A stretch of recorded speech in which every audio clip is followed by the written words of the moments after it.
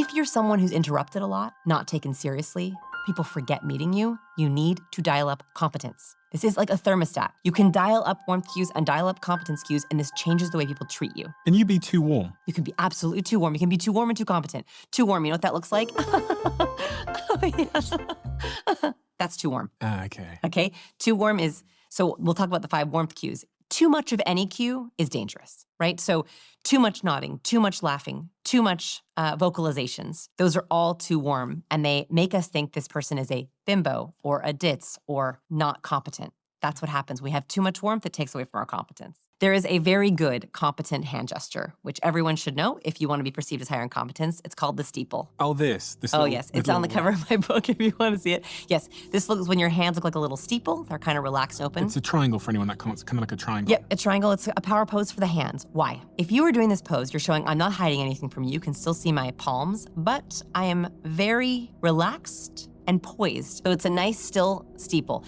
They rated hand gestures in a study, and they found that this was the highest rated hand gesture that leaders made, was when they made this gesture. Now, personally, I don't use this a lot in my interpersonal interactions because it doesn't feel super natural to me. So you can try the steeple, just be careful not to do evil fingers with it. That's a high competence cue. Second, this is a weird one. The most important measurement on your entire body is the distance between your earlobe and your shoulder. This distance. Right here. Watch. If I were to do this in the interview the entire time, if I were to have a very small distance between my earlobe and my shoulder, I would look anxious. I would also have a really hard time giving you vocal power. You would have do you trust me? No, you look nervous. Right, I look nervous. There's a direct correlation between confidence and anxiety and the distance between our shoulder and our earlobe. And very quickly, we're trying to just assess someone in the first few seconds of seeing them. We're trying to assess how confident are you? Can I catch it? We don't like people who are anxious. We don't want to talk to someone like this because we don't want to catch that anxiety, but we do want to talk to someone who has the max distance between their earlobes and their shoulder. Third one, I love eye contact. We all know good eye contact is important, but here's what you might not know about good eye contact. Eye contact is a power move when you look at someone at the end of your sentence. So we're very used to if someone's thinking about something and they're processing something in their head, and I'm telling you that there are 465 gestures in a TED Talk, that is the most important way that I want to showcase something to you. That we like it when someone is actually accessing different memories or areas of their brain, but then when I end my sentence looking right at you, you're like, whoa. So highly competent people make eye contact specifically at the end of their sentences to drill a point, and ideally when the other person is saying something important. The worst advice I hear people give, body language experts give, make more eye contact, make 100% eye contact. It's awkward. Actually, in Western cultures, they've studied this. The ideal amount of eye contact is between 60 and 70% of the conversation. If you make over 70% eye contact, it's actually considered a territorial gesture. So if I were to be making 100% eye contact with you, it feels very invasive, very awkward. We like it when someone is processing or gathering information from around. Like if I'm processing something or I'm thinking about something or I'm accessing, all that matters is at the end of my point, I'm looking right at you. Lower lid flex is one of the least utilized, but one of my favorite cues. So biologically speaking, when we are trying to see something far away, we harden our lower lids. Like I'm trying to read the titles on your bookshelf, I harden my lower lids. That is because when our eye is trying to see far, it squints to block out the light.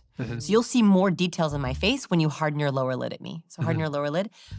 If you look at People's Sexiest Men Alive, almost every man in that magazine it's Zoolander, right? Blue Steel. Blue Steel is actually just a lower lid flex. That is because when someone is trying to really focus on something and really understand something, their lower lid is flexed as you're doing right now. And boy, oh boy, do we like it when someone is lower lid flexing at us. Because it means you are really trying to understand and see me. So a lower lid flex is a great power cue to use in moderation, right? Nothing too much. That when someone is saying something on a date and you want to show them, I am really listening, that lower lid flex shows them I am super focused and intense on you. That is why women find men who do the lower lid flex very sexy, because they feel like, ooh, he's really focusing on me. Now, so we talked a lot about body language cues, but vocal cues are incredibly important. Vocal cues tell someone how you are feeling about them and how you feel about yourself. One of the biggest ones is an accidental question inflection. A question inflection is when we go up at the end of our sentence, so it sounds like we're asking a question, even if we're actually using a statement. The research has actually looked at what the brain does when it hears an accidental question inflection. If we are listening to someone and we hear them accidentally use the question inflection, our brain goes from listening to scrutinizing. Why? Our brain wonders, why did you ask me that? Liars typically accidentally use the question inflection. So we have noticed, we did a massive experiment in our lab where we had people play 2 truths and a lie with us. So share 2 truths about themselves and a lie. And we found overwhelmingly one of the biggest patterns, there's a couple of different patterns, but one of the biggest ones was that liars asked their lie statement. So like it would sound like this. Here, you can play with me. I love dogs. I live in Austin, Texas, and I love cilantro. Oh, yeah. You don't like cilantro. No.